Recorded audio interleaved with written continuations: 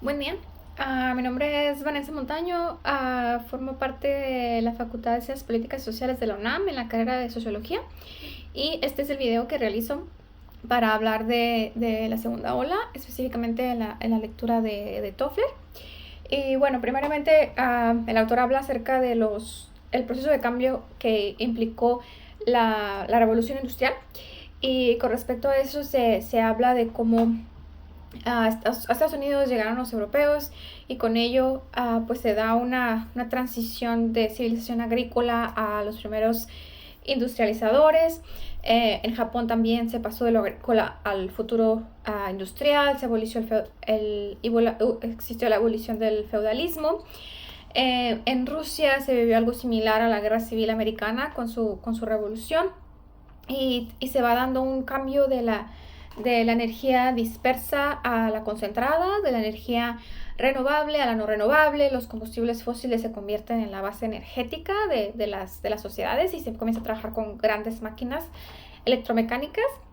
Se empieza también a concentrar a algunas manufactura en ciudades. Por ejemplo, se menciona Detroit para los automóviles, Essen para el acero.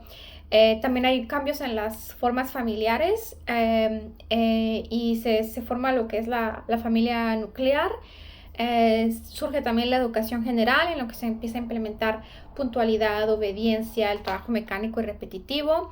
Hay tres principales instituciones sociales: la familia nuclear, la escuela de corte fabril y la corporación gigante. Y también surgen organizaciones, medios de comunicación, y se creyó que se podía vencer la pobreza. Entonces estos son algunos de los cambios que trae la revolución industrial. En cuanto a la economía de mercado y la división de trabajo y también entre hombres y mujeres, pues el industrialismo se dice que separa al productor del consumidor. La economía se mercantilizó y eso sucedió también tanto en actividades capitalistas y socialistas, lo menciona el autor. Entonces se convierte en una sociedad que se basa en lazos contractuales en vez de familia o amistad como se hacía antes. Y se empieza a crear una división de géneros en las que los hombres son objetivos y las mujeres subjetivas, y se empieza a crear esta idea de que las mujeres son incapaces de tener un pensamiento racional y analítico. Y de ahí también surgen las nuevas reglas del comportamiento humano con ya 6 principios interrelacionados, que van a surgir también de esta separación de la producción y el consumo. Uno de ellos es la uniformización. El autor habla de cómo se empiezan a producir pues productos idénticos, ¿no? Pero además de eso se empieza a hacer, por ejemplo, uniformes para los obreros. Se firman a hacer uniformes también. Hay una cierta uniformidad en los procedimientos de contratación, en las máquinas, en los productos, en los procesos. Entonces se presenta este fenómeno de uniformización. También está la especialización, que esto se va dando más y más y más con la disminución del trabajo, porque así se producen menos defectos, y entonces se convierte más en un trabajo repetitivo y deshumanizado, como tanto lo describió Marx. El tercer principio sería el de la sincronización. Aquí está muy interesante porque el autor habla de cómo surgen los relojes de pared y del bolsillo. Hay una conciencia del tiempo y los trabajos son cronometrados. También hay la concentración, como ya mencionaba antes, la concentración en donde se producen diferentes productos y esto va volviendo el trabajo más eficiente. El quinto sería la maximización.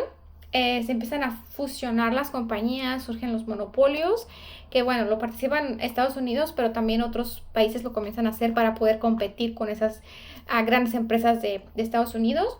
Y el último de los principios es la centralización, que bueno, se da la centralización política, marcada en diferentes países como Suecia, Japón, Francia, Gran Bretaña, pero en realidad se empieza a dar en muchos países, ¿no? Otro de los puntos que toca el autor es el de la nueva clase de poder y el gobierno.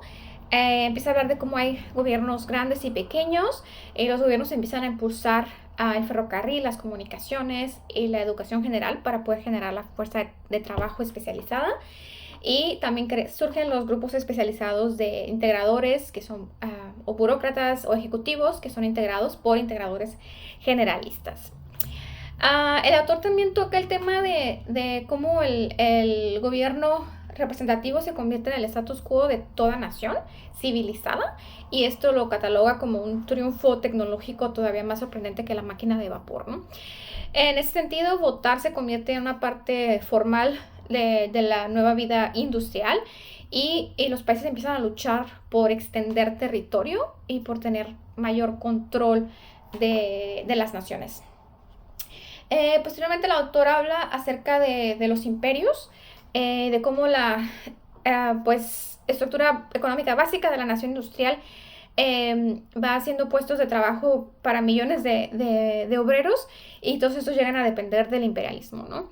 Y el imperialismo, menciona el autor, que no es nada más económico, sino también religioso, idealismo, aventura. Y bueno, desafortunadamente también llega el imperialismo de la pobreza en las poblaciones no industrializadas, en donde se presentan desafíos que pueden ser climáticos, de corrupción, tiranía, ignorancia, xenofobia. Y bueno, entonces aquí es donde vemos como pues el autor menciona cómo hay logros positivos, pero también desafortunadamente se presentaron atrocidades con toda esta parte de la industrialización. Y finalmente menciona el autor 3 formas en las que cambia la manera de ver el mundo. Menciona el tiempo, que como ya mencioné anteriormente, se vuelve más importante, la puntualidad. También se aprende cuándo plantar, por ejemplo, y cuándo recolectar. También se remodela el espacio. Se necesita una mayor coordinación de espacios, y se empiezan a plantear más delimitaciones de fronteras espaciales. Y después la materia, que empezamos a aprender más acerca de la composición de nuestro entorno, y también la relación del hombre con la naturaleza. Finalmente el autor también menciona cómo una institución como el matrimonio evolucionó para ser algo más que una conveniencia económica. Bueno, este es el video. Espero que haya cubierto todos los puntos más importantes, y muchas gracias.